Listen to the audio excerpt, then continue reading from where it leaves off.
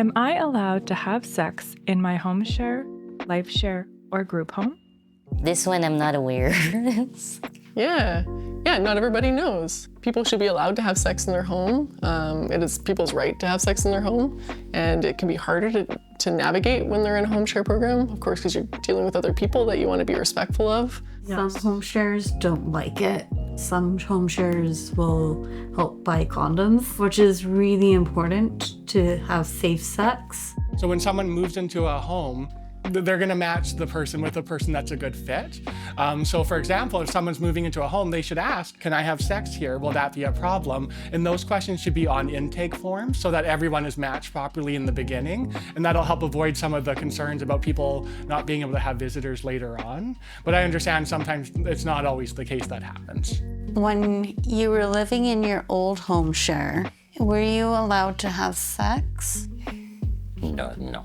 And did you go talk to someone about what was happening? No, I didn't. I kept it to myself, private.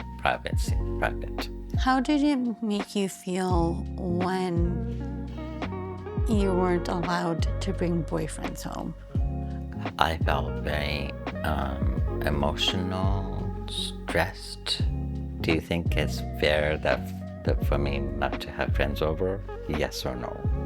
It's so not fair. Sometimes it's hard to advocate for ourselves. What can someone do if they're having a hard time knowing what to say and how to stand up for themselves? Some people really like talking it out with a friend, maybe getting some ideas. Some people might like, breathing, feeling their body. You can bring a buddy too for conversations like that. I have friends who love to have somebody beside them while they're having a difficult conversation, can like hold their hand.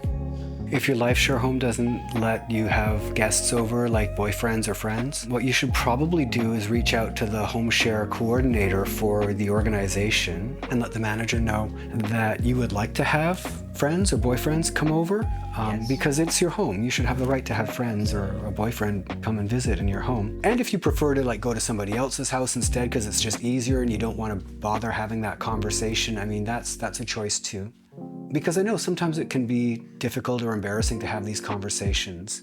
Yes. But I would say that it's good to keep in mind that you have a right to have friends or boyfriends come over and visit you in your home. If your home share manager doesn't give you the answer that you want, if they say no, you can't have friends come over to your home share, then the other thing you could do is you could probably talk to CLBC. CLBC. Yeah, you would get in touch with CLBC and say, I'm having a bit of an issue with my home share situation. I would like to have friends or my boyfriend come over, but it's not allowed, and they should help support you with that. Community Living BC's service complaint hotline is 1-855-664-7972. And sometimes what can help too is for staff that work in the home is sometimes identifying a lead staff or a staff that's really comfortable to have conversations about sexuality, because then the individual has someone they can talk to, they can have someone answer their questions. And then the staff can prepare too, and they can be prepared for when that person might be choosing to have sex or not, so that they're not interrupting. Experimentation's good, but they might do it in public places and harm themselves and harm the other person, or they might get harmed or whatever. It's better to experiment in a private place.